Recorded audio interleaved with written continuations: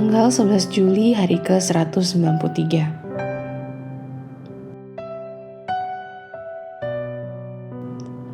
Bacaan Pengkhotbah pasal 7 sampai pasal 12. Penjelasan atas ketidakkonsistenan kehidupan.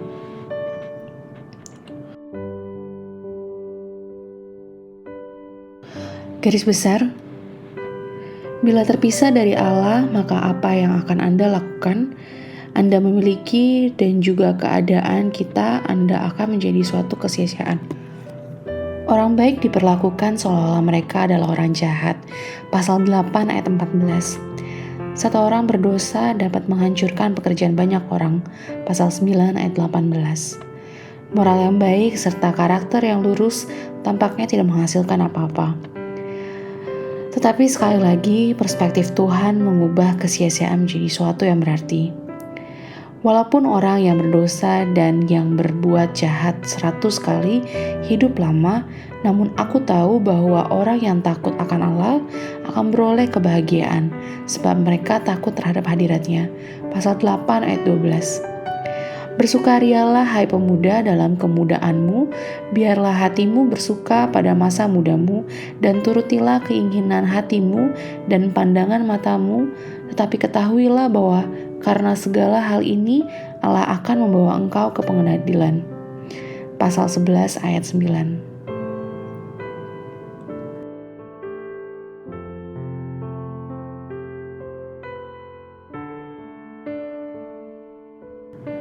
Renungan harian. Setiap berkat dari Tuhan disertai dengan tanggung jawab yang sesuai. Apakah Anda masih muda? Maka Tuhan meminta Anda bertanggung jawab atas cara Anda menggunakan kekuatan dan vitalitas Anda. Apakah Anda anggota generasi yang lebih tua? Pasal 12 ayat 1-7. Jangan gunakan alasan ketuaan itu sebagai alibi Anda. Tuhan menganggap Anda sama-sama bertanggung jawab atas pengalaman bertahun-tahun yang telah Anda alami. Dalam 2 ayat terakhir dari pengkhotbah, sang pengkhotbah meringkas pemikirannya. Kehidupan pada usia berapapun yang terpisah dari Allah tidak ada artinya dan sia-sia. Terlepas dari seberapa bijaksana, kaya, atau rajinnya yang telah dilakukan oleh Anda.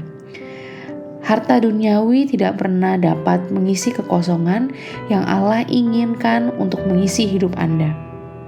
Oleh karena itu, takutlah akan Allah dan berpeganglah pada perintah-perintahnya. Pasal 12 ayat 13.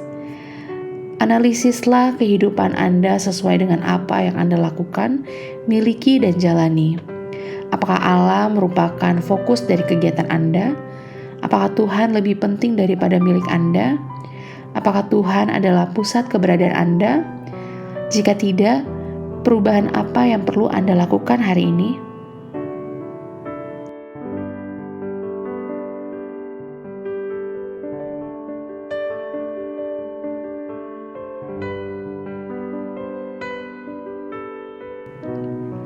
Kehidupan yang tidak berguna sama dengan kematian awal.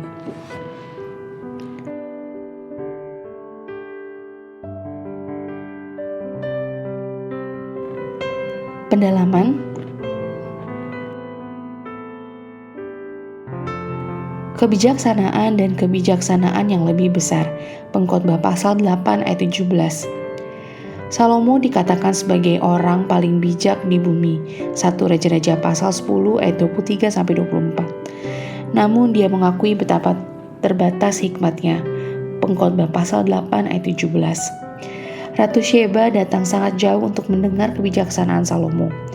Menurut Matius pasal 12 ayat 42, siapakah oknum yang memiliki kebijaksanaan lebih besar dari Salomo?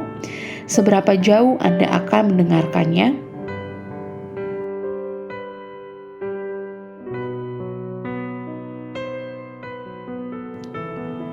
Refleksi tentang usia lanjut. Pengkhotbah pasal 12 ayat 3-7.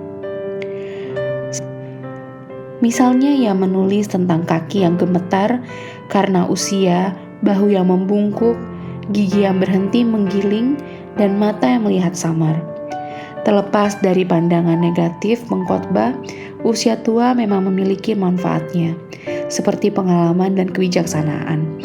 Lihat Amsal pasal 20 ayat 29.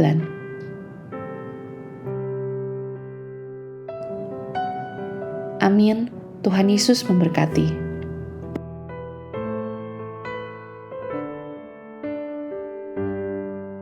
Amin. Tuhan Yesus memberkati.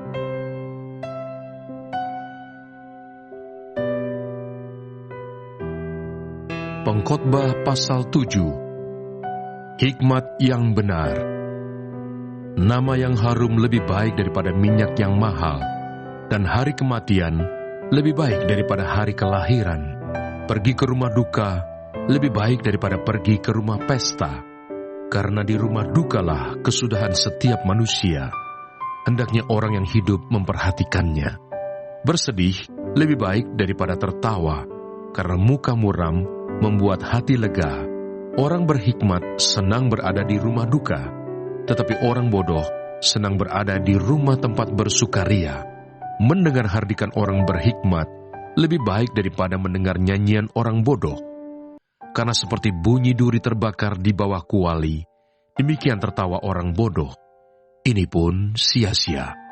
Sungguh, pemerasan membodohkan orang berhikmat, dan uang suap merusakkan hati. Akhir suatu hal lebih baik daripada awalnya.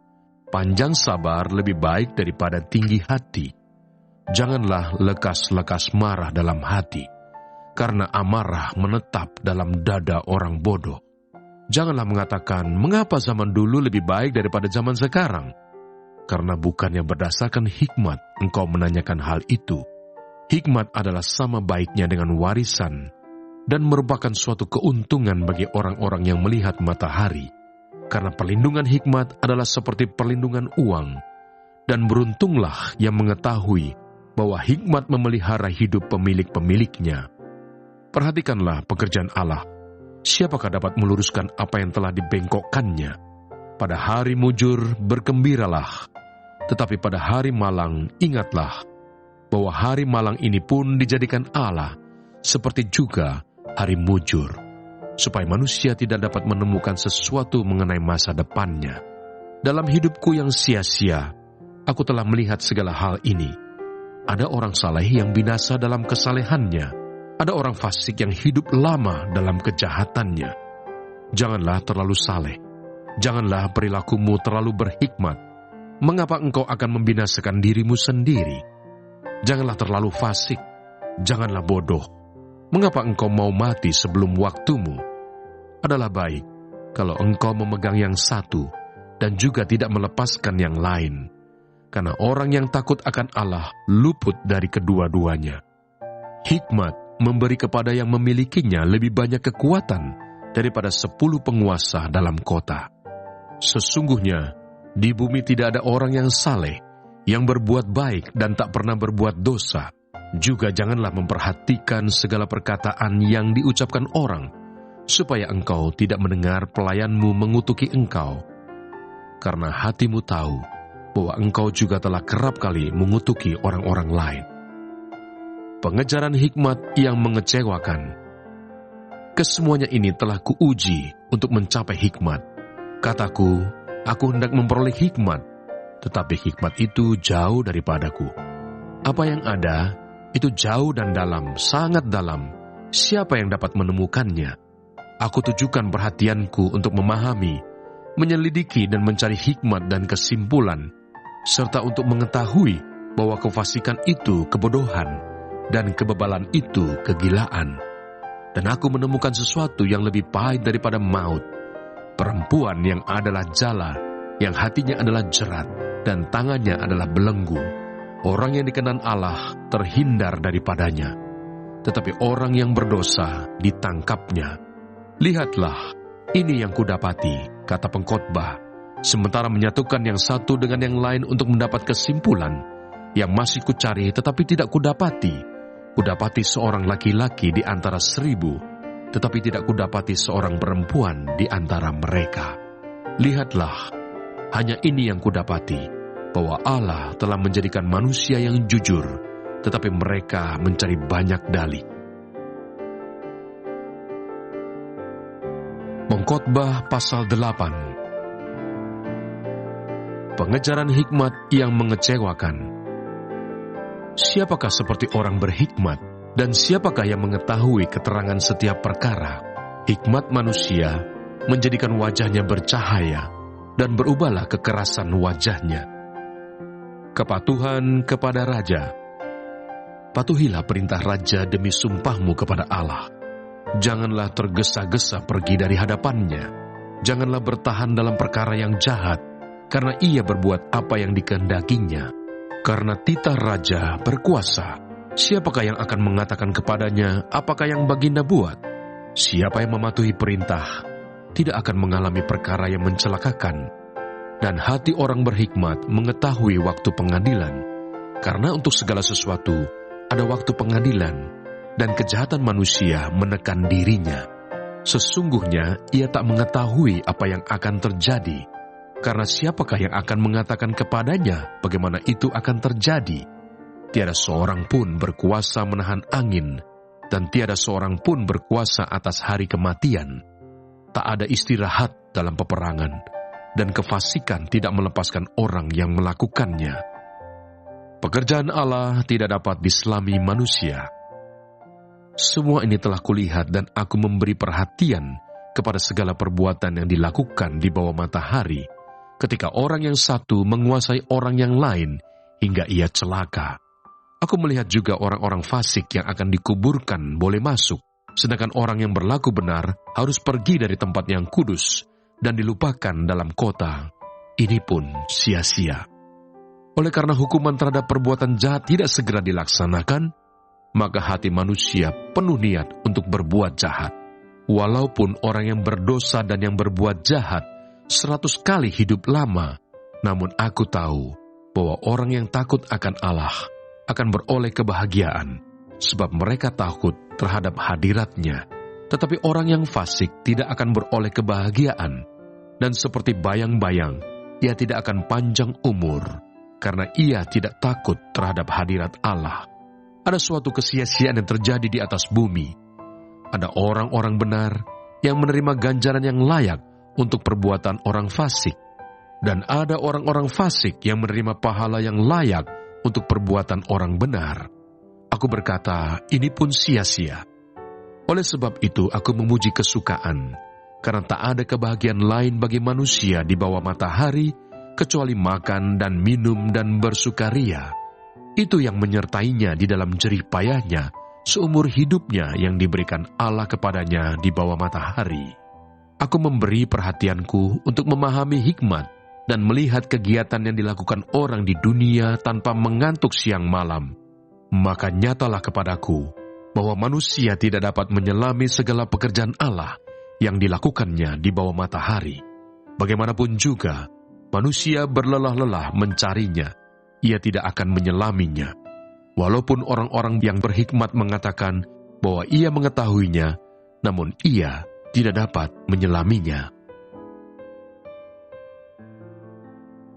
Pengkhotbah pasal 9. Nasib semua orang sama. Sesungguhnya, semua ini telah kuperhatikan, semua ini telah kuperiksa, yakni bahwa orang-orang yang benar dan orang-orang yang berhikmat dan perbuatan-perbuatan mereka, baik kasih maupun kebencian, ada di tangan Allah. Manusia tidak mengetahui apapun yang dihadapinya. Segala sesuatu sama bagi sekalian. Nasib orang sama, baik orang yang benar maupun orang yang fasik, orang yang baik maupun orang yang jahat, orang yang tahir maupun orang yang najis, orang yang mempersembahkan korban maupun yang tidak mempersembahkan korban. Sebagaimana orang yang baik, begitu pula orang yang berdosa. Sebagaimana orang yang bersumpah, begitu pula orang yang takut untuk bersumpah. Inilah yang celaka dalam segala sesuatu yang terjadi di bawah matahari. Nasib semua orang sama. Hati anak-anak manusia pun penuh dengan kejahatan, dan kebebalan ada dalam hati mereka seumur hidup, dan kemudian mereka menuju alam orang mati. Tetapi siapa yang termasuk orang hidup mempunyai harapan, karena anjing yang hidup lebih baik daripada singa yang mati. Karena orang-orang yang hidup tahu bahwa mereka akan mati, tetapi orang yang mati tak tahu apa-apa. Tak ada upah lagi bagi mereka. Bahkan kenangan kepada mereka sudah lenyap. Baik kasih mereka maupun kebencian dan kecemburuan mereka sudah lama hilang. Dan untuk selama-lamanya tak ada lagi bahagian mereka dalam segala sesuatu yang terjadi di bawah matahari. Mari, makanlah rotimu dengan sukaria, dan minumlah anggurmu dengan hati yang senang, karena Allah sudah lama berkenan akan perbuatanmu. Biarlah selalu putih pakaianmu, dan jangan tidak ada minyak di atas kepalamu. Nikmatilah hidup dengan istri yang kau kasihi, seumur hidupmu yang sia-sia, yang dikaruniakan Tuhan kepadamu di bawah matahari, karena itulah bahagianmu dalam hidup dan dalam usaha yang engkau lakukan dengan jerih payah di bawah matahari. Segala sesuatu yang dijumpai tanganmu untuk dikerjakan, kerjakanlah itu sekuat tenaga, karena tak ada pekerjaan, pertimbangan, pengetahuan dan hikmat dalam dunia orang mati, kemana engkau akan pergi. Lagi, aku melihat di bawah matahari bahwa kemenangan perlombaan bukan untuk yang cepat, dan keunggulan perjuangan bukan untuk yang kuat, juga roti bukan untuk yang berhikmat, kekayaan bukan untuk yang cerdas, dan karunia bukan untuk yang cerdik cendekia, karena waktu dan nasib dialami mereka semua, karena manusia tidak mengetahui waktunya. Seperti ikan yang tertangkap dalam jala yang mencelakakan, dan seperti burung yang tertangkap dalam jerat, begitulah anak-anak manusia terjerat pada waktu yang malang, kalau hal itu menimpa mereka secara tiba-tiba. Hikmat lebih baik daripada kuasa. Hal ini juga kupandang sebagai hikmat di bawah matahari, dan nampaknya besar bagiku. Ada sebuah kota yang kecil, penduduknya tidak seberapa.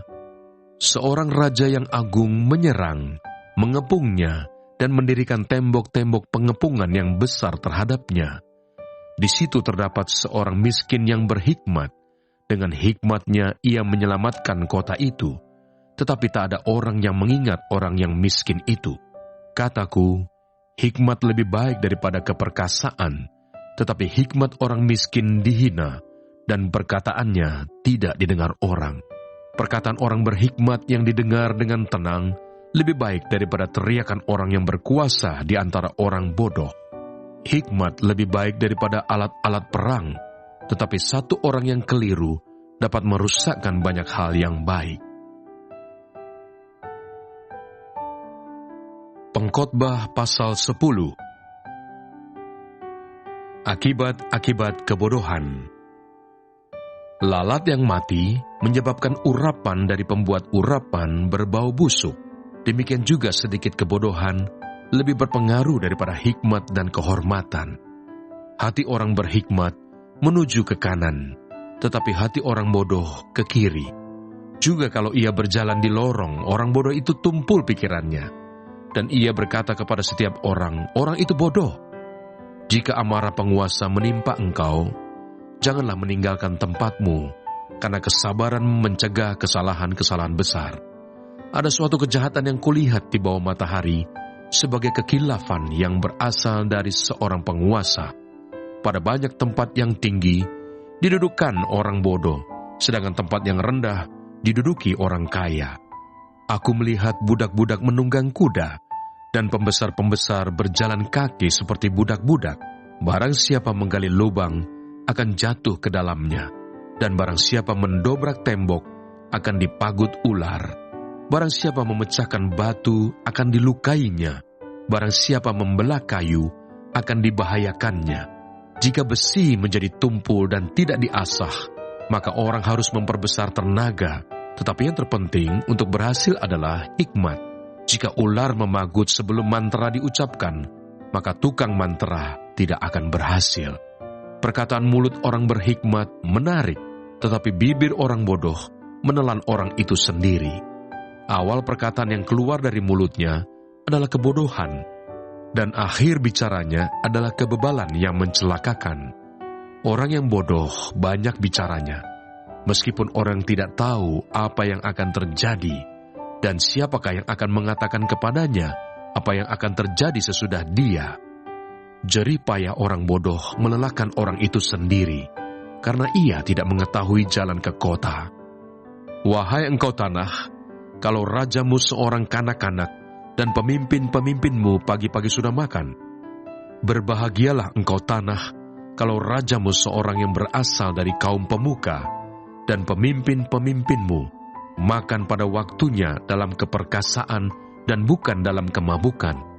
Oleh karena kemalasan, runtuhlah atap, dan oleh karena kelambanan tangan, bocorlah rumah.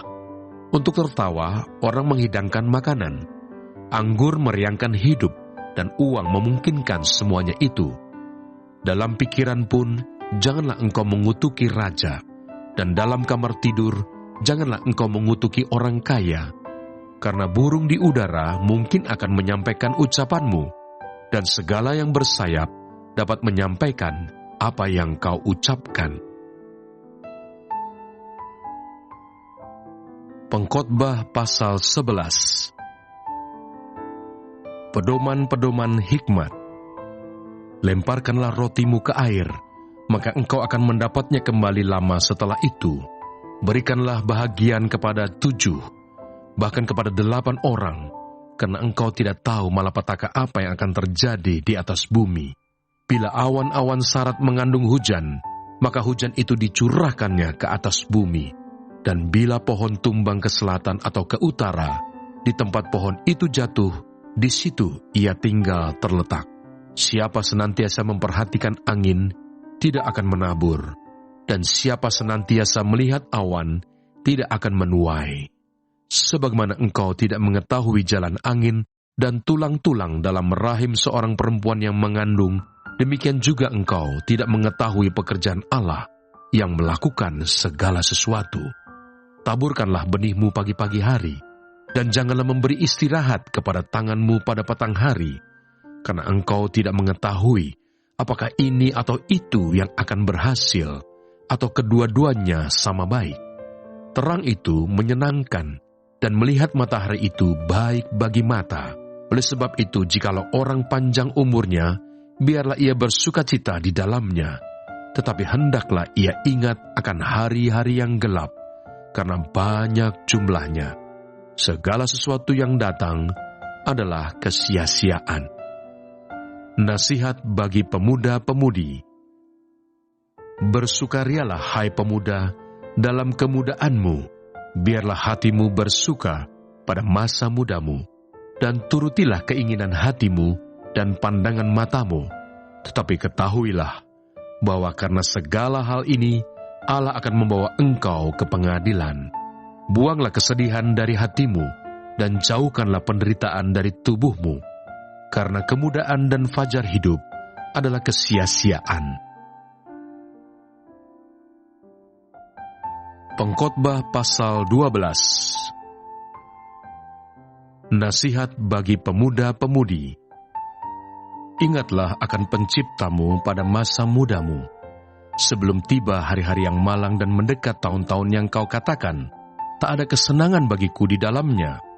Sebelum matahari dan terang, bulan dan bintang-bintang menjadi gelap, dan awan-awan datang kembali sesudah hujan, pada waktu penjaga-penjaga rumah gemetar, dan orang-orang kuat membungkuk, dan perempuan-perempuan penggiling berhenti karena berkurang jumlahnya, dan yang melihat dari jendela semuanya menjadi kabur, dan pintu-pintu di tepi jalan tertutup, dan bunyi penggilingan menjadi lemah, dan suara menjadi seperti kicauan burung, dan semua penyanyi perempuan tunduk. Juga orang menjadi takut tinggi, dan ketakutan ada di jalan. Pohon badam berbunga, belalang menyeret dirinya dengan susah payah, dan nafsu makan tak dapat dibangkitkan lagi, karena manusia pergi ke rumahnya yang kekal, dan peratap-peratap berkeliaran di jalan, sebelum rantai perak diputuskan, dan pelita emas dipecahkan, sebelum tempayan dihancurkan dekat mata air, dan roda timba dirusakkan di atas sumur, dan debu kembali menjadi tanah seperti semula, dan roh kembali kepada Allah yang mengaruniakannya. Kesia-siaan atas kesia-siaan, kata pengkhotbah, segala sesuatu adalah sia-sia. Akhir kata, selain pengkhotbah berhikmat, ia mengajarkan juga kepada umat itu pengetahuan.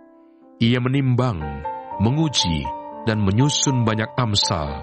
Pengkhotbah berusaha mendapat kata-kata yang menyenangkan dan menulis kata-kata kebenaran secara jujur. Kata-kata orang berhikmat seperti kusa dan kumpulan-kumpulannya seperti paku-paku yang tertancap diberikan oleh satu gembala. Lagi pula anakku, waspadalah. Membuat banyak buku tak akan ada akhirnya, dan banyak belajar melelahkan badan. Akhir kata dari segala yang didengar ialah, takutlah akan Allah, dan berpeganglah pada perintah-perintahnya, karena ini adalah kewajiban setiap orang. Karena Allah akan membawa setiap perbuatan ke pengadilan, yang berlaku atas segala sesuatu yang tersembunyi, entah itu baik, entah itu jahat.